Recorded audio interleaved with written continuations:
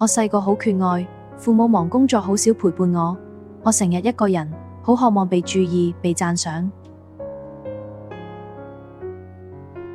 之後婆婆離世，我更加冇人照顧，好快就要學識獨立，自己照顧自己。嗰陣我仲細，完全唔明白點解，但大咗之後，我先明白父母為咗養我有幾咁辛苦同堅持。正因為呢段經歷，我決定要將孤單轉換成力量。我一路好努力讀書，一直讀到碩士。我選擇做創作，因為我想用故事同影片，等其他都覺得孤單嘅人被看見、被肯定。我仲會去做下義工，去幫助有需要嘅人，因為我最明白孤單嘅感覺。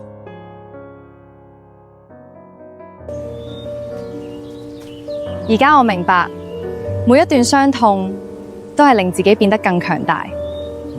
我好感激有呢段過去。